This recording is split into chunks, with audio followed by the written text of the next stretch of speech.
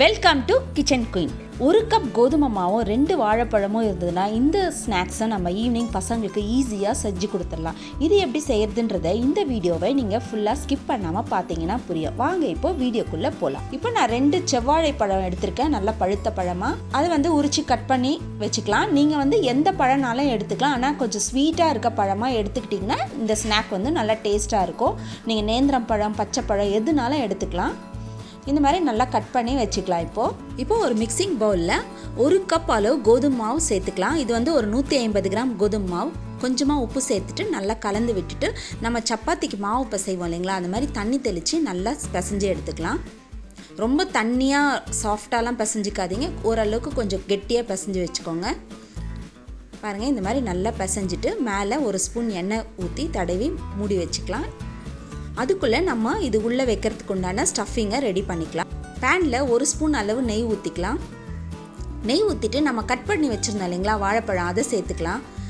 சேர்த்துட்டு நல்லா வதக்கி விடுங்க. இது நல்லா வதங்கி வந்துச்சுன்னா உங்களுக்கு ஸ்டஃபிங் வைக்கிறதுக்கு நல்ல டேஸ்ட்டாக இருக்கும். 2லேருந்து 3 ஸ்பூன் அளவுக்கு தேங்காய் திருவல் எடுத்துக்கலாம். எடுத்து அதையும் சேர்த்து மிக்ஸ் பண்ணி நல்லா கலந்து விடுங்க. இந்த தேங்காய் திருவலும் பழமும் சேரும்போது நல்ல டேஸ்ட்டாக இருக்கும். இப்போ 2 ஸ்பூன் அளவுக்கு சீனி சேர்த்துக்கிறேன். நீங்கள் உங்கள் பழத்தோடைய இனிப்பு பொறுத்து சேர்த்துக்கோங்க. 2லேருந்து 3 ஸ்பூன் கூட நீங்கள் சேர்த்துக்கலாம். பழம் நல்லா இனிப்பாக இருந்துச்சுன்னா 2 ஸ்பூனே உங்களுக்கு போதுமானதாக இருக்கும். பாருங்கள், சேர்த்துட்டு நல்லா இந்த மாதிரி மிக்ஸ் பண்ணி விட்டுருங்க. நல்லா பழம்லாம் வெந்து நல்லா சீனியெல்லாம் நல்லா கரைஞ்சிருச்சு.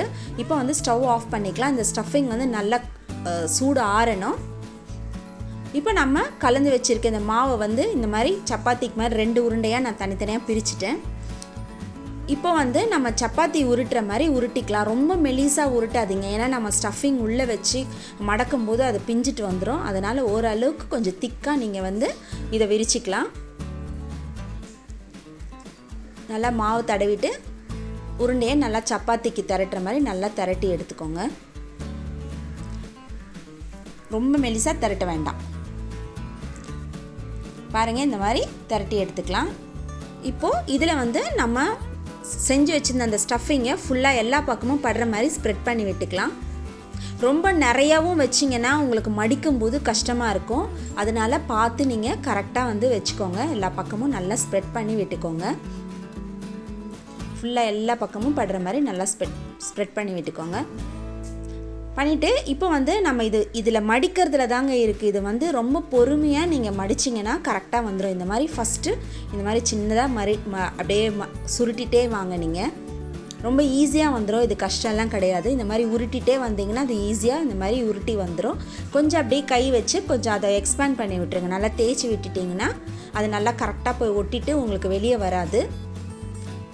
பாருங்கள், இப்போ இந்த ரோல் ரெடி ஆகிடுச்சு. இப்போ இதை 1 இன்ச் அளவுக்கு நம்ம கட் பண்ணி எடுத்துக்கலாம். இந்த மாதிரி 1 இன்ச் அளவுக்கு கட் பண்ணிக்கலாம். கட் பண்ணுறதுக்கு நல்லாவே வரும். கத்தி மட்டும் கொஞ்சம் ஷார்ப்பாக வச்சுக்கிட்டிங்கன்னா உங்களுக்கு ஈஸியாக இது கட் பண்ண வந்துடும். இது மாதிரி நம்ம எல்லாத்தையும் கட் பண்ணிவிட்டு இப்போ என்ன பண்ணலாம், ஒரு பீஸா எடுத்துகிட்டு நம்ம கை வச்சு ஒரே ஒரு ப்ரெஸ் கொடுத்தீங்கன்னா போதும். இந்த மாதிரி வந்துடும். பார்த்திங்களா, இது அழகாக வந்துடும். நீங்கள் ஸ்டஃபிங் பொரிக்கும் போது வெளியே வரும்னா பயப்பட வேண்டாம், ஒன்றும் ஆகாது. இந்த மாதிரி எல்லாத்தையுமே நீங்கள் உருட்டி இந்த மாதிரி ப்ரெஸ் பண்ணி எடுத்து வச்சுக்கோங்க. பாருங்கள், நம்ம எடுத்து வச்சாச்சு.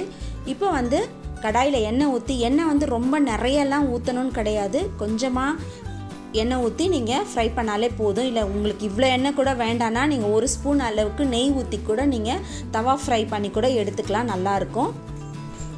இந்த மாதிரி ஒரு பக்கம் நல்லா கோல்டன் ப்ரௌன் ஆன பிறகு அடுத்த பக்கம் பெரட்டி போட்டு மீடியம் ஃப்ளேமில் வச்சு நீங்கள் பொரித்து எடுத்திங்கன்னா இது நல்லா இருக்கும் சாப்பிட்றதுக்கு. பசங்க ஈவினிங்கில் ஸ்நாக்ஸ் நீங்கள் ஸ்கூல்லேட்டு வர்றதுக்குள்ளே நீங்கள் செஞ்சு வச்சிங்கன்னா அது ரொம்ப ஈஸியாக நீங்கள் செஞ்சிடலாம். ரொம்ப நல்லாவும் இருக்கும் சாப்பிட்றதுக்கு. நீங்களும் இதை உங்கள் வீட்டில் செஞ்சு பாருங்கள். உங்களுடைய ஃபீட்பேக்கை என்னுடைய கமெண்ட் பாக்ஸில் போடுங்க. இந்த வீடியோ உங்களுக்கு ரொம்ப பிடிச்சிருந்துன்னா உங்கள் ஃப்ரெண்ட்ஸ்க்கெல்லாம் ஷேர் பண்ணுங்கள், லைக் பண்ணுங்கள், கமெண்ட் பண்ணுங்கள். நம்ம சேனலை சப்ஸ்கிரைப் பண்ணாதவங்க சப்ஸ்கிரைப் பண்ணிக்கோங்க. பக்கத்தில் இருக்க பெல் பட்டனை மறக்காமல் கிளிக் பண்ணிக்கோங்க. மீண்டும் உங்களை அடுத்த ரெசிபியில் சந்திக்கிறேன். Until then, bye.